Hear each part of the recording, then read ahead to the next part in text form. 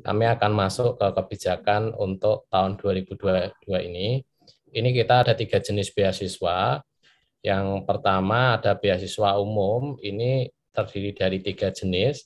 Untuk PTUD atau Perguruan Tinggi Utama Dunia, ini adalah beasiswa khusus untuk 25 perguruan tinggi berada di ranking 25 pertama dunia, terbaik dunia.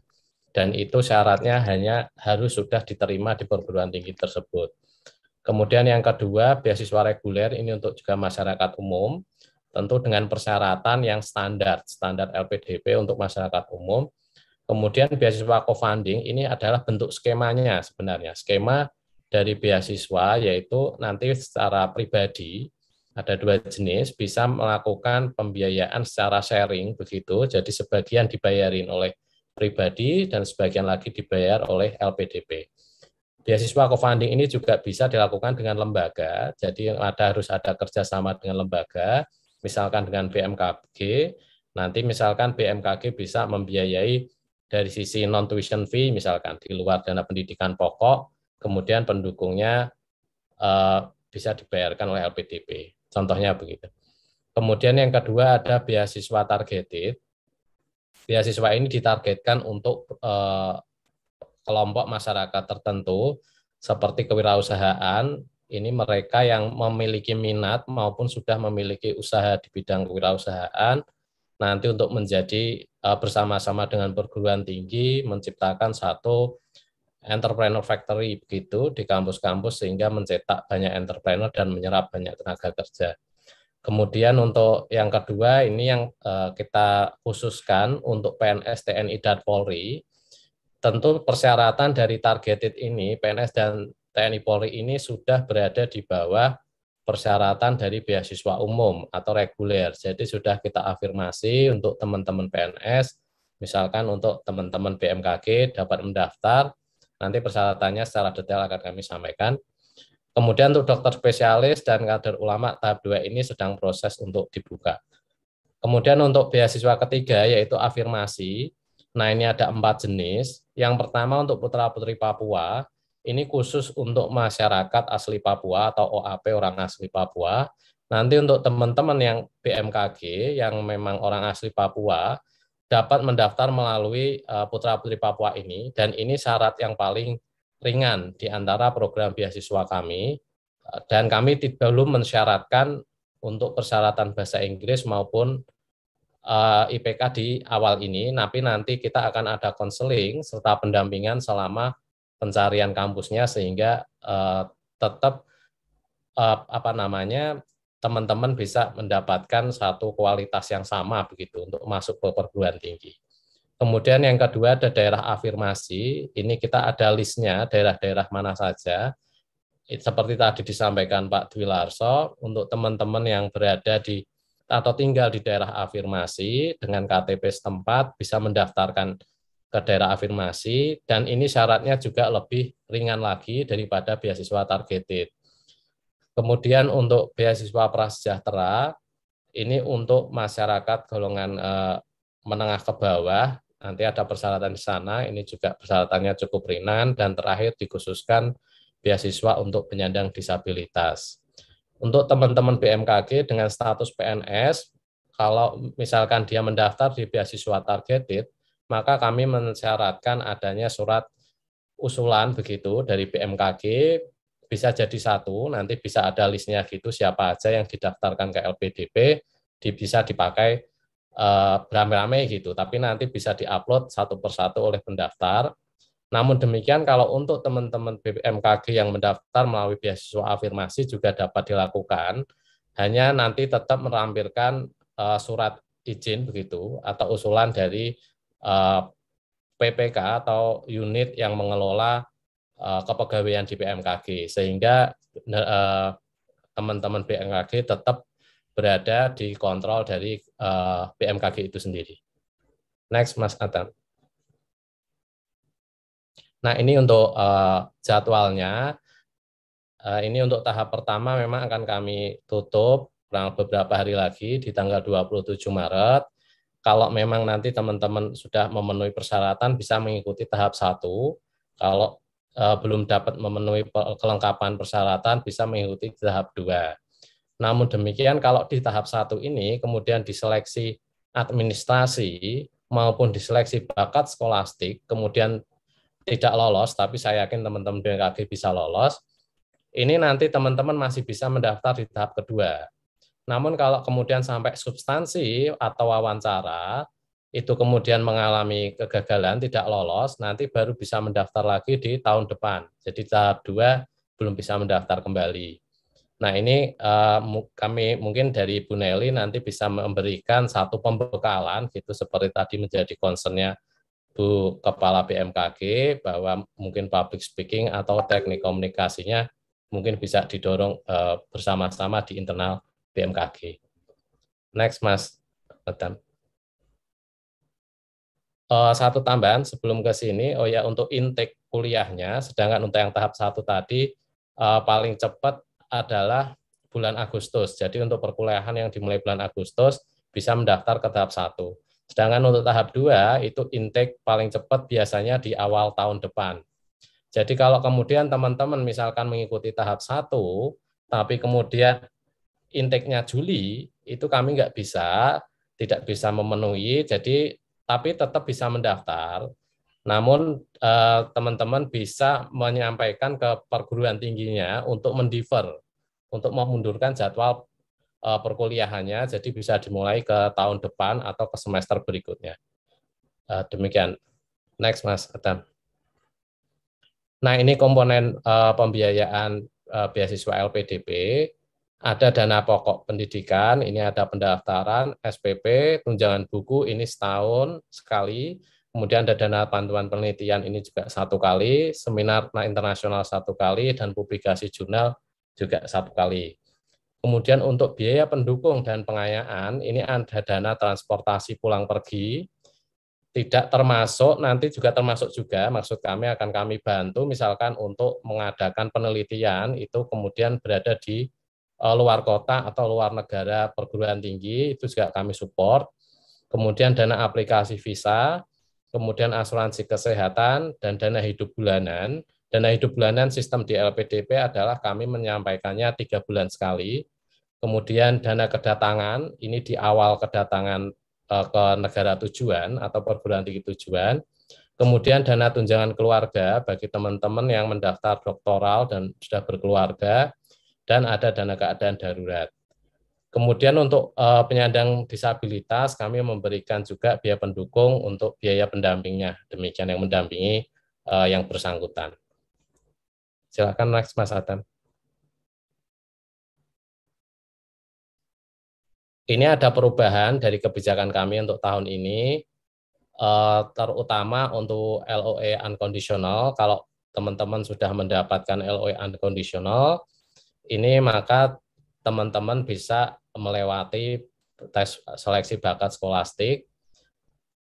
Jadi sesuai di sini disampaikan bahwa tapi kalau LOE yang tidak sesuai maka dapat tidak lulus. Jadi perguruan tinggi itu harus sesuai dengan LOE-nya dan hanya memilih satu demikian ya sesuai dengan LOE-nya. Kemudian ini untuk yang pendaftar PNS, kalau sebelumnya hanya surat usulan, nah ini yang 2002 ini wajib melampirkan usulan dari pejabat setingkat eselon 2 atau yang setara yang membidangi SDM untuk seluruh program ya. Seperti tadi disampaikan karena bisa juga mendaftar di Papua maupun di daerah afirmasi. Kemudian tidak bisa mendaftar beasiswa prasejahtera dan kewirausahaan. Karena kewirausahaan dikhususkan tadi bukan untuk PNS ya, untuk menjadi wirausaha, serta untuk beasiswa prasejahtera ini hanya untuk masyarakat miskin dalam tanda kutip ya. Ada penjelasannya di sana. Kemudian untuk ijazah atau IPK ini dapat menyampaikan melalui konversi di sekolahro.com.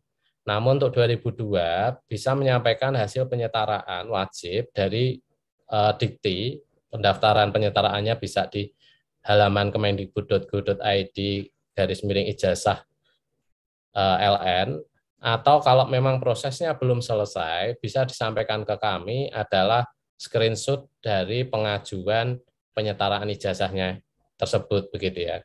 Karena kami nanti akan mengecek ke Dikti mengenai ijazah dan konversi IPK tersebut.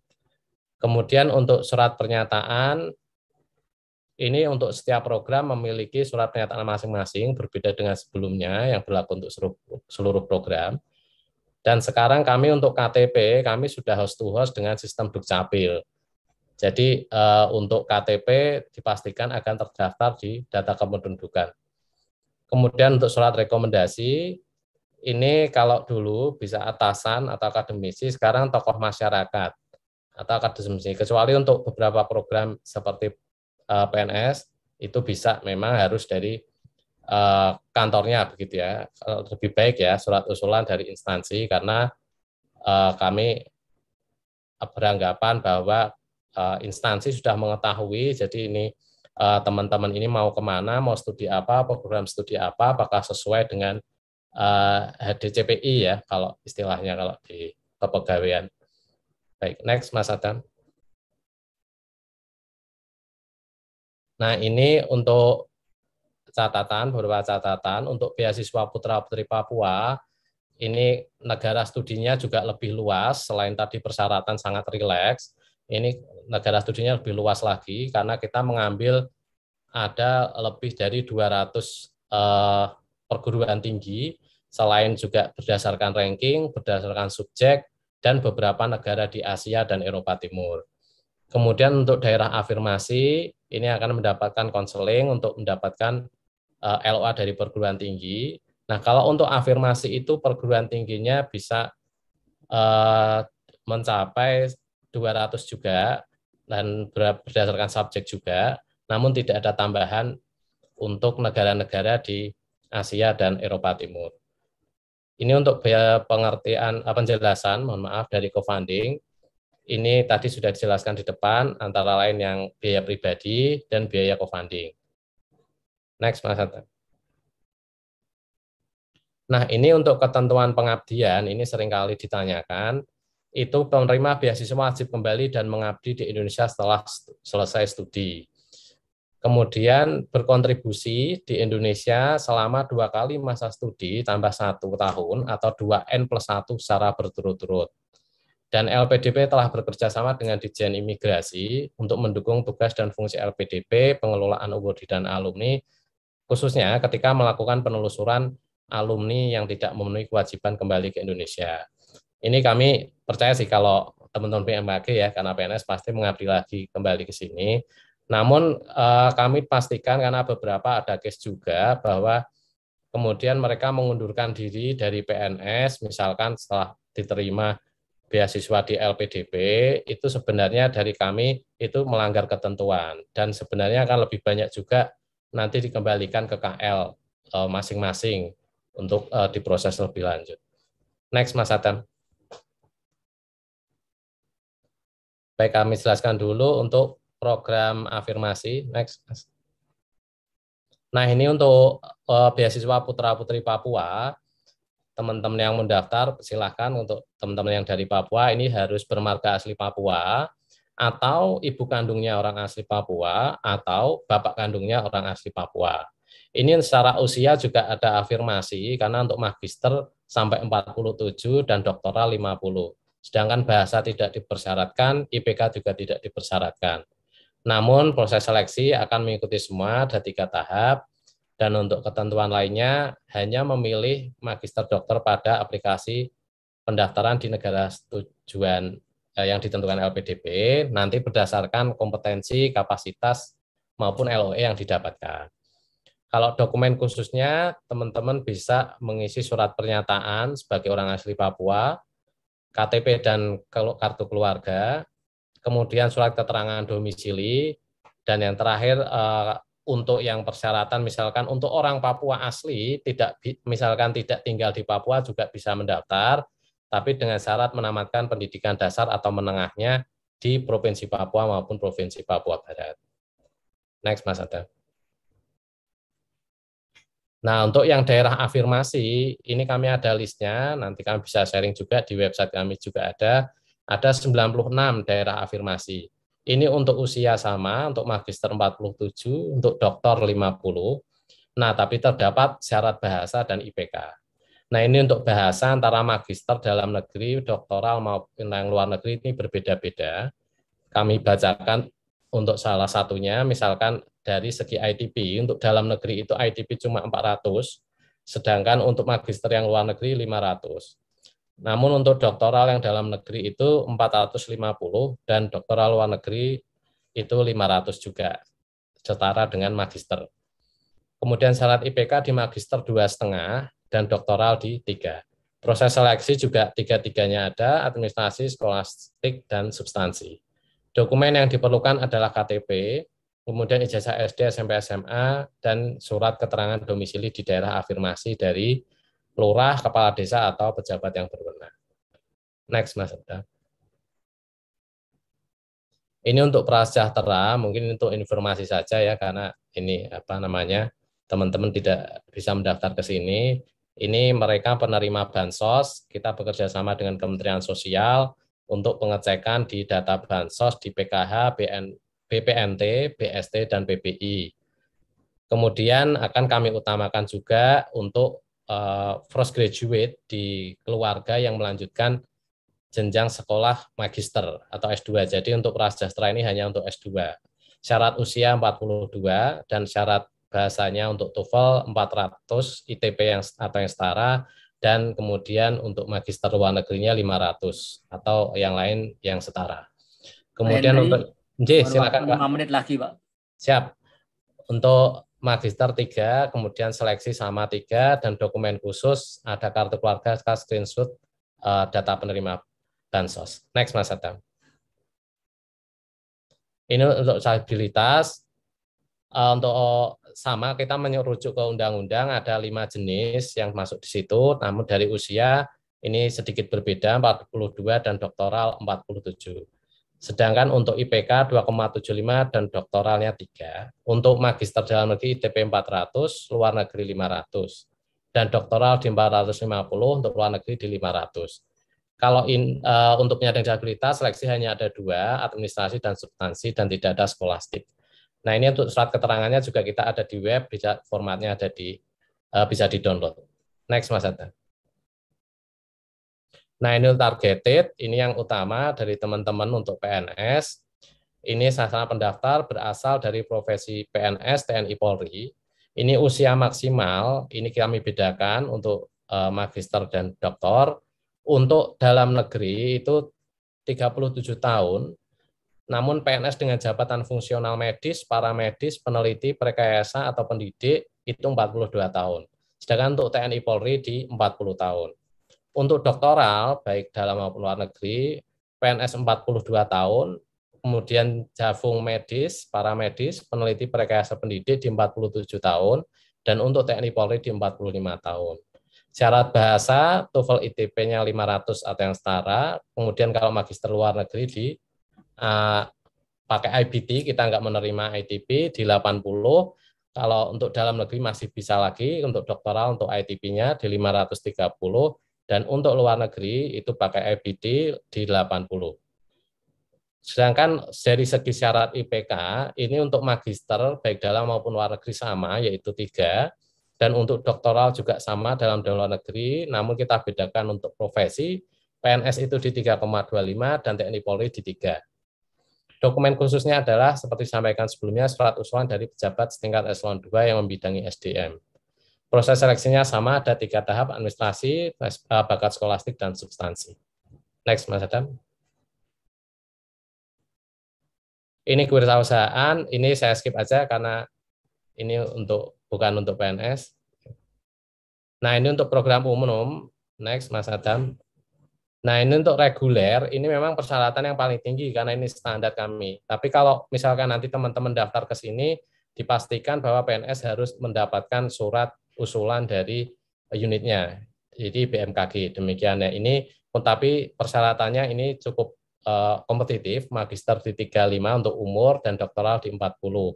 Sedangkan bahasanya ini cukup tinggi, ITP di 500 untuk magister dalam negeri, luar negeri di IBT 80, doktoral dalam negeri 530, sedangkan doktoral negeri di 94. Untuk syarat IPK magister 3 dan doktoral 325. Nah, ini proses seleksinya sama 3, namun kalau sudah mendapat LW unconditional dapat melewati seleksi bakat skolastik.